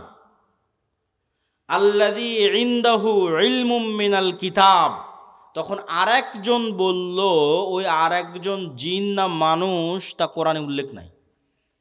কোরআনে এভাবে উল্লেখ আছে যে যাকে আল্লাহ কিতাবের জ্ঞান দিয়েছিলেন সে বলল। যাকে আল্লাহ কিসের জ্ঞান দিয়েছিলেন? কিতাবের জ্ঞান দিয়েছিলেন, সে বলল চোখের পলক পড়ার পূর্বে রানী বিলকিসের সিংহাসন আপনার সামনে উপস্থিত হয়ে যাবে। আল্লাহু আকবার। তো আয়াতের বিবরণের আন্দাজে বলতেছে যে জিন চেয়েছিল গায়ের শক্তিতে আনতে, ইফরিত চেয়েছিল গায়ের জোরে যত দ্রুত আনা যায়, উড়ে যাব, উড়ে নিয়ে আসবো। আর আল্লাযী ইনদাহু ইলমুম মিনাল কিতাব, যার কাছে কিতাবের জ্ঞান ছিল, গায়ের জোরে আনেনি, জ্ঞানের জোরে এনেছে। আমি মনে হয় বুঝাতে পারলাম না কথা, কি আমার বুঝতে পারছেন? কোরআনের ধারা বিবরণীতে বোঝা যাচ্ছে যেই লোক চোখের পলকে নিয়ে আসলো, এ গায়ের জোরে আনেনি, কিসের জোরে এনেছে? জ্ঞানের জোরে। সে জ্ঞান কি? কিতাবের জ্ঞান। কিতাবের সে বিশেষ জ্ঞান কি? কিছু কিছু মুফাসসির লিখেছে যে কিতাবের জ্ঞান হচ্ছে লাউহে মাহফুজের বিশেষ কিছু জিকির তার জানা ছিল। বলেন আল্লাহু আকবার। আল্লাহু আলাম। কিন্তু জ্ঞানের উপর ভিত্তি করে সেই কাজটা করেছে। তো বিশেষ কোনো সাউন্ড, বিশেষ কোনো জিকির যেটা ব্যবহার করে সে চোখের পলকে ওই সিংহাসনকে ওখান থেকে উঠিয়ে সুলাইমান আলাইহিস সালামের কাছে নিয়েছে, যেই জ্ঞান, কিতাবের জ্ঞান, বিশেষ কোনো কিতাবের জ্ঞান তার কাছে ছিল। তো sound most powerful all over the world, সবচেয়ে পাওয়ারফুল। আল্লাহ সুবহানাহু তাআলা পৃথিবী ধ্বংস করার যে সিস্টেম তৈরি করেছেন, সেই সিস্টেম আওয়াজ ভিত্তিক। ইসরাফিল বাঁশিতে ফু দিবে, আওয়াজ তৈরি হবে, সে আওয়াজে আসমান জমিন নক্ষত্র গ্রহরাজি সূর্য চন্দ্র সব ভেঙে চৌচির হয়ে যাবে। আল্লাহ সুবহানাহু ওয়া তাআলা মানুষকে পুনরুজ্জীবিত করার যে সিস্টেম তৈরি করেছেন ওটা আওয়াজ ভিত্তিক। ফেরেশতা জিন মানুষ সব যখন মারা যাবে, কতদিন এভাবে মৃত অবস্থায় থাকবে আল্লাহ ভালো জানে। কুল্লু মান আলাইহা ফান ওয়া ইয়াবকা ওয়াজহু রাব্বিকা যুল জালালি ওয়াল ইকরাম। তারপরে যখন আল্লাহ জীবিত করতে চাইবে, ইসরাফিলকে তৈরি করে ইসরাফিলকে বাঁশি দিয়ে ফু দিতে বলবে, ওর আওয়াজে মানুষ কবর থেকে জীবিত হয়ে হাঁটতে থাকবে। আওয়াজ খুবই পাওয়ারফুল, কিন্তু ওই আওয়াজের জ্ঞান থাকতে হবে যে কোন আওয়াজ পাওয়ারফুল, কোন শব্দ পাওয়ারফুল। তো আল্লাহ সুবহানাহু তাআলা উম্মতে মুহাম্মাদিকে সবচেয়ে বড় পাওয়ারফুল জিনিস দিয়ে দিয়েছে, যেটা মূসা আলাইহিস সালামের লাঠির চেয়ে পাওয়ারফুল, যেটা মূসা আলাইহিস সালামের পাথরের চেয়ে পাওয়ারফুল, যেটা বানু ইসরাইলের তাবুত কোরআনে আছে দেখবেন। এই তাবুত এখন এই ইহুদিরা খুঁজে পাগলের মতো, কোথায় সেই তাবুত? এরা মনে করে যে এই মসজিদে আকসার মাটির নিচে তাবুত রাখা আছে। ওই তাবুত একটা বাক্স, যেই বাক্সে মূসা আলাইহিস সালামের লাঠি ছিল, যেই বাক্সে মূসা আলাইহিস সালামের ওই পাথর ছিল, যে পাথর থেকে 12টা ঝর্ণা তৈরি হয়েছিল, ঠিক আছে, মূসা আলাইহিস সালামের কাপড় চোপড় ছিল, এরকম আরও কিছু মুজিজা সম্বলিত জিনিস বিভিন্ন নবী রাসূলের এই তাবুত নামক বাক্সের মধ্যে ছিল। যে যুদ্ধে ওরা এই তাবুত বাক্স নিয়ে যেত, ওই যুদ্ধে ওদের বিজয় হয়ে যেত। ওই বাক্স ওরা হারিয়ে ফেলেছে, ওই বাক্স ওরা এখনও খুঁজতেছে। তো ওই তাবুত বাক্সের চেয়ে আর ওই মূসা আলাইহিস সালামের লাঠির চেয়ে আর ঈসা আলাইহিস সালামের হাতের মাধ্যমে যে মানুষ জীবিত হয়ে যেত, সেটার চেয়ে মোস্ট পাওয়ারফুল জিনিস হচ্ছে এইটা। কি জন্য? এটা সরাসরি আল্লাহর নিজের আওয়াজ। বলেন আল্লাহু আকবার। কোরআন সরাসরি আল্লাহ সুবহানাহু তাআলার নিজের সাউন্ড, আল্লাহর শব্দ, আল্লাহর বাক্য, যা জিব্রাইল হয়ে মুহাম্মদ সাল্লাল্লাহু আলাইহি ওয়াসাল্লাম হয়ে আমাদের পর্যন্ত পৌঁছেছে। আল্লাহু আকবার। আর আল্লাহ সুবহানাহু তাআলার শব্দ এবং বাক্যের চেয়ে পাওয়ারফুল কিছু নাই পৃথিবীতে। সব অসম্ভব সম্ভব হয়ে যাবে। এই জন্য শ্রেষ্ঠতম জিকির হচ্ছে কোরআন। পৃথিবীর সব অসম্ভব সম্ভব করা সম্ভব আল্লাহ সুবহানাহু ওয়া তাআলার জিকির দিয়ে। সম্মানিত উপস্থিতি, বক্তব্যের শেষের দিকে চলে এসেছে। আজকে যা আলোচনা আপনাদের সামনে করতেছি, এই প্রায় সব আলোচনাই আমার আল্লাহর পথে যাত্রা এই বইয়ের মধ্যে লেখা আছে, দলিল সহ। আজকে তো অত দলিল আলোচনা করতে পারলাম না। এই বইটা প্রত্যেকটা মসজিদ, স্কুল, কলেজ, ইউনিভার্সিটি, লাইব্রেরি, দাওয়া সেন্টারে রেখে সপ্তাহে অন্তত একদিন 1 পৃষ্ঠা 2 পৃষ্ঠা করে পাঠ চক্র করা উচিত, পড়া উচিত, দার্স দেওয়া উচিত। এর সাথে কোনো দল মত কোনো কিছুর সম্পর্ক নেই। সব মুসলমানের জন্য, জানার জন্য, জ্ঞান অর্জনের জন্য, ঈমান বিল গায়ব এবং তাওহীদে ইয়াকিন তৈরি করার জন্য, এবং মুসলমানদের গোলামি থেকে আজাদির জন্য কি দরকার তা জানার জন্য প্রত্যেক মসজিদ, প্রত্যেক মাদ্রাসা, স্কুল, কলেজ, ইউনিভার্সিটি, দাওয়া সেন্টার, লাইব্রেরি তে রেখে অন্তত প্রতি সপ্তাহে 1-2 পৃষ্ঠা করে পড়া উচিত। পাশাপাশি আব্দুর রহিমের একটা নতুন বই এসেছে, রাসূল সাল্লাল্লাহু আলাইহি ওয়াসাল্লাম দেখতে যেমন ছিলেন, এই বইটাও মূল্যায়ন করতে পারেন। আর মাসিক আল ইতিসাম, এই যে আপনাদের কাছে আসলাম, 2023 না 22 সালে একবার আসতে চেয়েছি, করোনার কারণে আসা হয়নি, বন্ধ হয়ে গেছে। তাহলে আজ আসতেছি প্রায় 3 বছর 4 বছর পর। আবার কবে আসার সুযোগ হবে তার গ্যারেন্টি নাই। কিন্তু এই একদিনে আসাই যদি যোগাযোগ বিচ্ছিন্ন হয়ে যায়, তাহলে এই দাওয়াতের কোনো মূল্য নাই। এই সম্পর্কটা হতে হবে স্থায়ী, আর স্থায়ী হওয়ার সবচেয়ে বড় মাধ্যম হচ্ছে মাসিক আল ইতিসাম। এই মাসিক আল ইতিসামে আমি নিজে নিয়মিত 3টা প্রবন্ধ লিখি, অন্যরা তো লেখেই, আমি লিখি 3টা। এই জন্য মাসিক আল ইতিসাম এখানে নিয়মিত আসার উদ্যোগ আপনাদের নিতে হবে। এখানকার যুবক সমাজ, মসজিদের কমিটি হোক, মাদ্রাসার উদ্যোক্তা হোক, অন্তত 5 কপি 10 কপি এখানকার জ্ঞানী, স্কুল, কলেজ, ইউনিভার্সিটি, প্রাইমারি, বিদ্যালয়, যা যেখানে আছে শিক্ষিত মানুষ, তাদেরকে দিয়ে পড়ানোর চেষ্টা করা এবং নিজেরাও পড়ার চেষ্টা করা। 2 নম্বর, আমাদের সাথে স্থায়ী যোগাযোগের মাধ্যম হচ্ছে মক্তব। আমাদের 700 মক্তব আমাদের কাছে ট্রেনিং নিয়েছে। আপনাদের এলাকার মক্তবের শিক্ষকদের আমাদের ট্রেনিংয়ে পাঠাবেন, এবং আমাদের সিলেবাস এই জিনিসগুলো ছোটোবেলায় বাচ্চাদের মাথায় না দিলে, এই আপনাদের মধ্যে 1 ঘন্টা বক্তব্য দিয়ে লাভ নেই। বুড়া মানুষকে দিয়ে বিপ্লব হবে না। আমাদের নতুন প্রজন্মকে তৈরি করতে হবে, এই জিনিসগুলো তাদের মাথায় এখন থেকেই দিতে হবে। আর এটার জন্য শুধু মাদ্রাসায় 2% ছেলে মেয়েকে পড়িয়ে লাভ হবে না। শতভাগ মুসলমানের সন্তানের মাথায় দেওয়ার জন্য শতভাগ মসজিদে মক্তব লাগবে, এবং সেটা যদি আমাদের সিলেবাসে হয় তাহলে আমরা এটাকে সবচেয়ে বেস্ট মনে করি। আর 3 নম্বর, এরকম মাদ্রাসাগুলোকে সহযোগিতা করার জন্যই রবেদাতুল মাদারিস সালাফিয়া, এক ব্যতিক্রম প্রশিক্ষণের আয়োজন করলাম আমরা রবেদাতুল মাদারিস সালাফিয়া থেকে। জামিয়া সালাফিয়ার অধিভুক্ত হওয়ার মাধ্যমে যে প্রায় 65-70 শিক্ষা প্রতিষ্ঠান আমাদের অধিভুক্ত হয়েছে, তাদের 150-র কাছাকাছি শিক্ষক এক সপ্তাহব্যাপী বিভিন্ন জ্ঞান এবং শিক্ষা কেন্দ্রিক তারা ট্রেনিং পেয়েছে আমাদের কাছে জামিয়া সালাফিয়া। আমাদের কাজই হচ্ছে শিক্ষা এবং জ্ঞান কেন্দ্রিক একটা বিপ্লব বাংলাদেশে তৈরি করা, জ্ঞান এবং শিক্ষা ছড়িয়ে দেওয়া। তো এই বিভিন্নভাবে জামিয়া সালাফিয়ার সাথে, দাওয়াইল আল্লাহর সাথে, মাসিক আল ইতিসামের সাথে আপনাদের স্থায়ী সম্পর্ক তৈরি হলে সেটাই হবে প্রকৃত কাজ, প্রকৃত অর্থে কাজ। তো আমরা আলোচনা করছিলাম জিকির কেন শক্তিশালী, তার লাস্ট পয়েন্ট, লাস্ট দুটো পয়েন্ট খুব ভালো লাগবে, অধৈর্য হওয়ার কিছু নাই। জিকির কেন শক্তিশালী, লাস্ট পয়েন্ট। আল্লাহ সুবহানাহু ওয়া তাআলা বলছেন ইউসাব্বিহু লিল্লাহি মা ফিস সামাওয়াতি ওয়া মা ফিল আরদ। আসমান জমিন এবং তার মধ্যে যা কিছু আছে, এই টিস্যু, এই লিফলেট, এই প্যান্ডেল, এই জামা কাপড়, এই মাটি, এই ক্যামেরা, লাইট, সব 24 ঘন্টা আল্লাহর তাসবিহ পাঠ করতেছে। আল্লাহু আকবার। এবং এই তাসবিহ পাঠের আওয়াজ হচ্ছে, এটাই তো আওয়াজ, আওয়াজ কেন্দ্রিক প্রযুক্তি। আপনি যেমন পিঁপড়ার চলার আওয়াজ শুনতে পাচ্ছেন না, এরকম এদের তাসবিহ পাঠের আওয়াজ শুনতে পাচ্ছেন না। কিন্তু এই পিঁপড়ার চলার আওয়াজ তো 10 কিলোমিটার দূরে থাকা হাতিও শুনতে পাচ্ছে, কিন্তু আপনি তো পাচ্ছেন না। আল্লাহরই কিছু প্রাণী আছে যারা পিঁপড়ার চলার আওয়াজ শুনতে পাচ্ছে। এটা আমাদের শ্রবণ শক্তির ঘাটতি, এই জন্য তো এটা গায়েব। এই জন্য তো গায়েবের জ্ঞান আল্লাহ কোরআনে দিয়েছে, এটা গায়েবের নলেজ। আল্লাহ বলতেছে এগুলো সব তাসবিহ পাঠ করতেছে, তোমরা জানো না, এটি তো গায়েব। এটার উপরে তো আমাদের ইয়াকিন লাগবে। শুধু কি এরা তাসবিহ পাঠ করতেছে?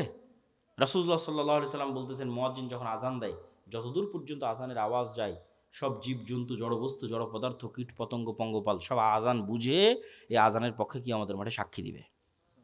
তাহলে এরা তাসবিহ বুঝে, আবার আমি যখন সুবহানাল্লাহ বলতেছি তখন এটাও বুঝতেছে। এই টিস্যু পেপার আমার সুবহানাল্লাহ বুঝে, কেন ও নিজেও সুবহানাল্লাহ পড়তেছে। এটাই গায়েব। এই জন্য এটা সবচেয়ে পাওয়ারফুল, সব কিছু আপনার অধীনস্থ এক জিকির দিয়ে। সুবহানাল্লাযী সাখখারা লানা হাযা ওয়া মা কুন্না লাহু মুকরিনিন ওয়া ইন্না ইলা রাব্বিনা লামুনকালিবুন। এটা জিকির, এটাতে গাড়ি বিমান সব অধীনস্থ। মহাপবিত্র সেই সত্তা যিনি এই গাড়ি বিমান আমাদের অধীনস্থ করে দিয়েছেন। সেই জন্য জিকির আপনাকে ব্যবহার করতেই হবে, বিশেষ করে সকালে এবং সন্ধ্যায়। এবং অনেক সময় দোয়ার চেয়ে জিকির পাওয়ারফুল হয়, এই জন্য দোয়াতে মানুষের নিজের কথা বেশি থাকে। আল্লাহ আমার এটা দাও, আল্লাহ আমার ছেলেকে এটা দাও, আল্লাহ আমার বউকে এটা দাও, আল্লাহ আমার টাকা দাও, আল্লাহ আমার পয়সা দাও, বাড়ি দাও, গাড়ি দাও, নিজের কথা বলতে বলতে শেষ।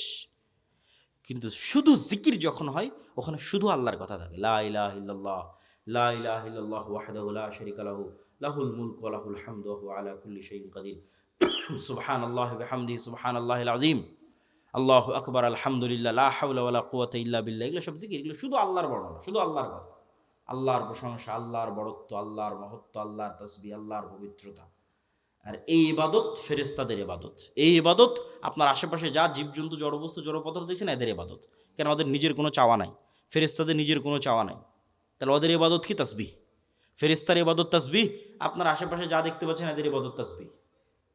আপনিও সকাল সন্ধ্যা তাসবিহ করেন, জিকির পাঠ করেন, পৃথিবীর সব অসম্ভব সম্ভব হয়ে যাবে। আল্লাহ সুবহানাহু ওয়া তাআলা মূসা আলাইহিস সালাতু ওয়াস সালামকে বলছেন ওয়ালা তানিয়া ফি যিকরি, যে মূসা তোমাকে লাঠি দিলাম সাপ হয়ে যাবে, সমুদ্রে মারলে রাস্তা তৈরি হয়ে যাবে, পাথরে মারলে ঝর্ণা তৈরি হয়ে যাবে। কিন্তু কতক্ষণ? যতক্ষণ তোমার কলব সালাত এবং জিকিরের মাধ্যমে আমার সাথে কানেক্টেড আছে। মূসা তুমি সালাতেও নাই, জিকিরেও নাই, সব ডিঅ্যাক্টিভেট হয়ে যাবে। ফেসবুকের অ্যাকাউন্ট যখন ফেসবুক ডিঅ্যাক্টিভেট করে দেয়, তখন লাঠি মারলেও সাপ হবে না, সমুদ্রে মারলেও রাস্তা হবে না, পাথরে মারলেও ঝর্ণা হবে না। কেন? মূসা আলাইহিস সালাম নিজেই সালাতে নাই, জিকিরে নাই, তাহলে হবে? আল্লাহ বলছে ওয়ালা তানিয়া ফি যিকরি, জিকির ভুলা যাবে না। কালবকে আমার সাথে কানেক্টেড থাকতে হবে। যতক্ষণ তোমার কালব সালাত এবং জিকিরের মাধ্যমে আমার সাথে কানেক্টেড, তখন অল এভরিথিং ইজ অ্যাক্টিভেটেড। তখন পিছনে যতই ফিরআউনের বিশাল লস্কর হোক আর সামনে যত বড়ই সমুদ্র হোক, রাস্তা তৈরি করে দেওয়া আমার দায়িত্ব। আল্লাহু আকবার। এই জন্য জিকির ছাড়া এবং সালাত ছাড়া মুসলমানদের কোনো রাস্তা নেই। কেন? মুসলমানরা দুনিয়াবী শক্তি দিয়ে পারবে না, তাকে গায়েবী মদদ নিয়েই বাতিল শক্তির বিরুদ্ধে লড়াই করতে হবে। আর গায়েবী মদদ পেতে চাইলে 5 ওয়াক্ত সালাত, রাতের সালাত, সকাল সন্ধ্যার জিকির ছাড়া কোনো রাস্তা নেই। আল্লাহ সুবহানাহু ওয়া তাআলা আমাদের এরকম একটা প্রজন্ম পাওয়ার তৌফিক দান করুক, যে প্রজন্ম শতভাগ তাওহীদ, শতভাগ ঈমান বিল গায়বে ইয়াকিন, যে প্রজন্ম জ্ঞানে সর্বোচ্চ, যে প্রজন্ম বিক্রি হয় না, সত্যবাদী ন্যায়পরায়ণ উসমান হাদিদের মতো। আবার যেই প্রজন্ম আল্লাহর সাহায্য নিশ্চিত করতে পারবে সালাত দিয়ে এবং জিকির দিয়ে। এই প্রজন্ম শুধু বাংলাদেশ বিজয় করবে না, সারা পৃথিবী বিজয় করবে। কিসের ভারত, কিসের আমেরিকা, কিসের চীন, কিচ্ছু টিকবে না। সারা পৃথিবী তারা বিজয় করবে, কিন্তু এই প্রজন্ম তৈরি হওয়া লাগবে। আমরা সেই প্রজন্মের স্বপ্ন দেখি। আল্লাহ সুবহানাহু ওয়া তাআলা কবুল করুক। সুবহানাকাল্লাহু ওয়া বিহামদিকা আশহাদু আল্লা ইলাহা ইল্লা আনতা আস্তাগফিরুকা। অস্থির হবেন না, আপনাদেরই প্রশ্ন উত্তর আছে, ধীরে ধীরে ওঠেন। আর যারা মাসিকাল ইতিসাম, রাসূল সাল্লাল্লাহু আলাইহি ওয়াসাল্লামের চেহারা কেমন ছিল, চুল কেমন ছিল, দাড়ি কেমন ছিল, এটা জানতে চান এবং আজকের বক্তব্য আল্লাহর পথে যাত্রা, এই বইটা নিতে চান, এই বই কই পাবে? গাড়িতে নাকি না স্টেজে? গেটে, গাড়িতে। আর যারা এই মাদ্রাসায় দান করতে চান তারা একটু স্টেজে এসে আস্তে আস্তে আপনাদের দানগুলো এখানে জমা দিতে পারেন। প্রশ্ন উত্তর ধীর স্থিরভাবে যাবেন। বর্তমান অর্থনৈতিক ব্যবস্থায় ব্যাংক, সুদ এগুলো হালালভাবে করার উপায় কি? বর্তমান যুগে জিহাদের সঠিক অর্থ কি? ব্যাংক সুদ মুক্ত উপায়ে লেনদেনের উপায় হচ্ছে আপনি নিজে সুদি লেনদেনের সাথে জড়িত থাকবেন না, সুদি লোনের সাথে জড়িত থাকবেন না, এটাই উপায়। বর্তমান যুগে জিহাদের সঠিক অর্থ কি? জিহাদ মানে আল্লাহ সুবহানাহু ওয়া তাআলার রাস্তায় যুদ্ধ। সেটা অবশ্যই ইমামের অধীনে হতে হবে, সেটা অবশ্যই দেশের মাধ্যমে হতে হবে। মুসলমানদের মধ্যে বিভক্তি, মাযহাব, দলাদলি নিয়ে ইসলামের অবস্থান কি? মুসলমানেরা বানু ইসরাইলের মতো ৭০-৭১ দলে বিভক্ত হবে, এটা রাসূল সাল্লাল্লাহু আলাইহি ওয়াসাল্লাম নিজে বলে গেছেন। আর এই বিভক্তির মধ্যে বাঁচার রাস্তা হচ্ছে মা আনা আলাইহি ওয়া আসহাবি। এই বিভক্তির মধ্যে বাঁচার রাস্তা হচ্ছে সুন্নাতুল্লাহ, সুন্নাতু রাসূলিহি ওয়া সুন্নাতুল খুলাফায়ে রাশিদিন। এই বিভক্তির মধ্যে বাঁচার রাস্তা হচ্ছে কিতাবুল্লাহ ওয়া সুন্নাতু রাসূলি। সারমর্ম হচ্ছে আল্লাহর কোরআন, নবীর হাদিস এবং সাহাবীদের আমল, এইগুলোর মাধ্যমে আমাদের নাজাত খুঁজে পেতে হবে। আমি প্রেম করে পারিবারিকভাবে বিয়ে করেছি, এই বিয়ে কি আল্লাহ কবুল করবে? আগের প্রেমের জন্য ক্ষমা চাইতে হবে। বিয়ে যদি ইসলামের নিয়ম অনুযায়ী হয়ে থাকে, আমরা আল্লাহর কাছে দোয়া করি, আল্লাহ তোমার তওবা কবুল করে তোমার বিয়ে থেকে আল্লাহ কবুল করুক এবং বরকত দিক, আল্লাহুম্মা আমিন। আমার নাম মোহাইমিনুল। মোহাইমিনুল না রেখে রাখো আব্দুল মোহাইমিন। আধুনিক প্রযুক্তি, সোশ্যাল মিডিয়া, এআই, ইন্টারনেট ব্যবহারে ইসলামের দৃষ্টিভঙ্গি কি? বর্তমান সময়ে মুসলমান তরুণদের সবচেয়ে বড় নৈতিক চ্যালেঞ্জ কি? আধুনিক প্রযুক্তি, সোশ্যাল মিডিয়া, এআই, ইন্টারনেট এগুলো থেকে বের হওয়ার আমাদের কোনো রাস্তা নাই, বরং এগুলোকে আমরা আরও কীভাবে ভালোভাবে কাজে লাগাতে পারি ইসলামের পক্ষে, তার জন্য আমাদের চেষ্টা করতে হবে।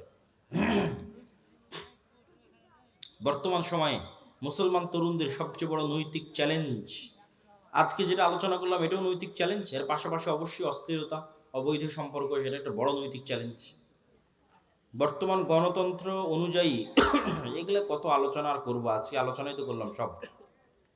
আমি রংপুরে চাকরি করি, মাঝে মাঝে বাড়িতে নাটোরে আসি, আমি কি বাড়িতে এসে নাটোরে সালাত কসর করতে পারবো? নিজ বাড়িতে থাকার জন্য আসলে কসর করতে পারবো না, সফরের মধ্যে বাড়ি হয়ে যাচ্ছ, এরকম সফর রানিং অবস্থায় থাকলে সেটা সমস্যা নেই। সালাফি কনফারেন্সে গিয়ে স্যান্ডেল হারিয়ে গেছে, তাই আর একজনের স্যান্ডেল নিয়ে চলে এসেছি, এখন করণীয় কি?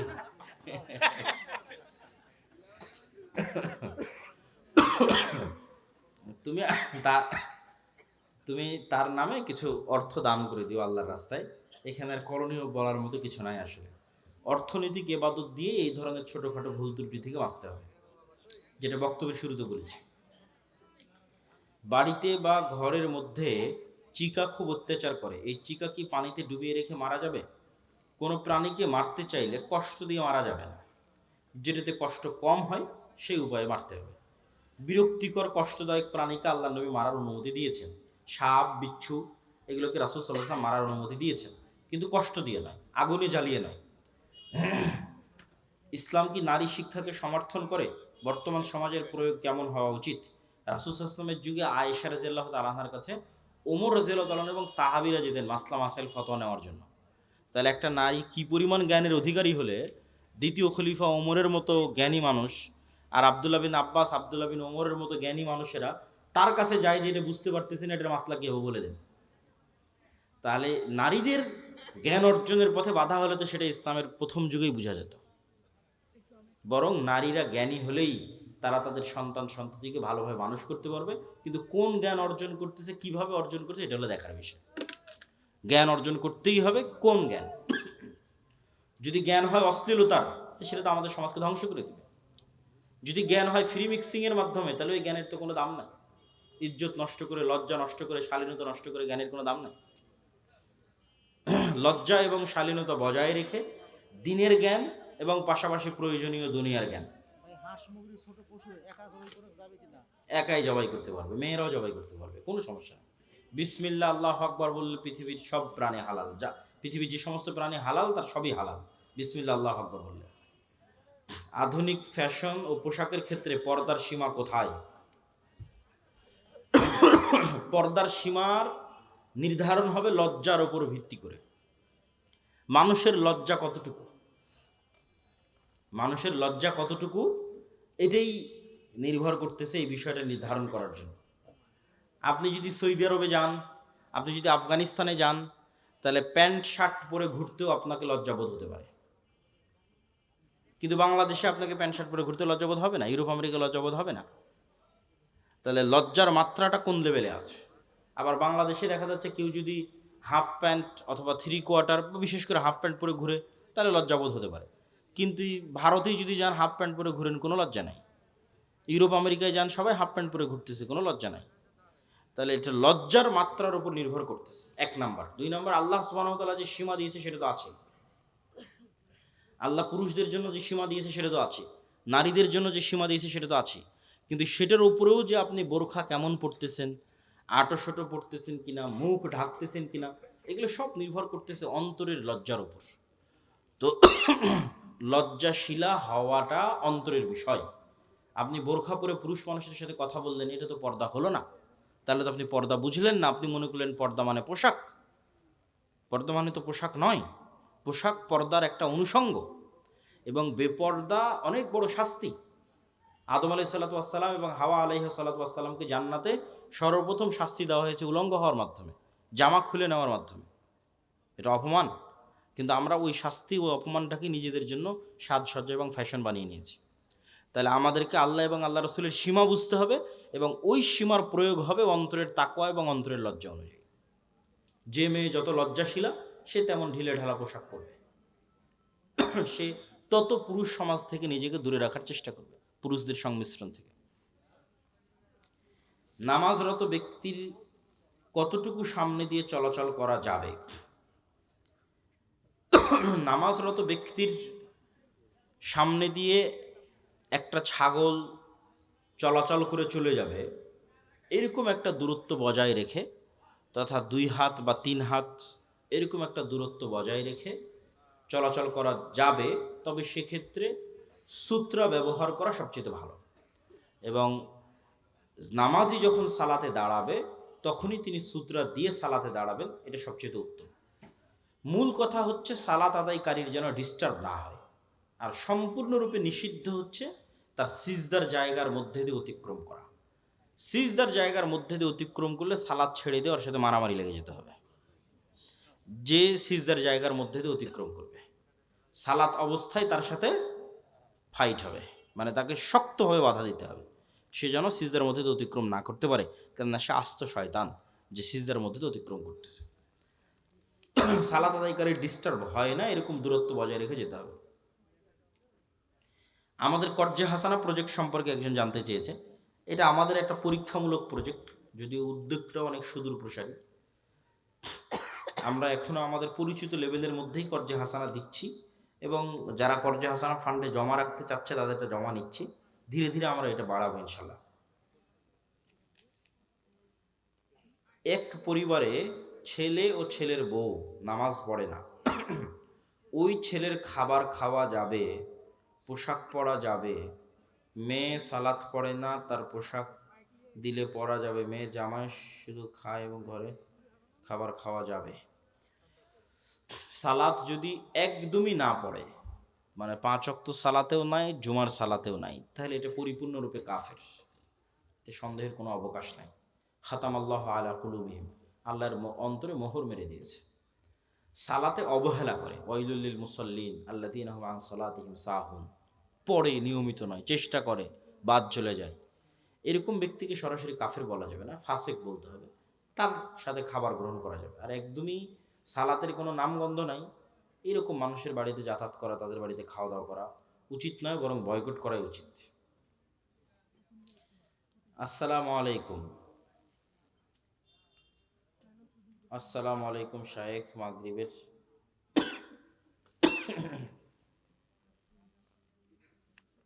ফেতরার চাউল, এখনো তো রমজান মাস কি চলে আসছে নাকি যে ফেতরার প্রশ্ন শুরু হয়ে গেল?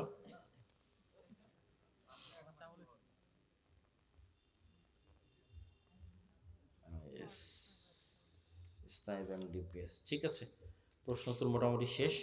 আমরা বৈঠক শেষের দোয়া পড়ি। সুবহানাকা আল্লাহুম্মা ওয়া বিহামদিকা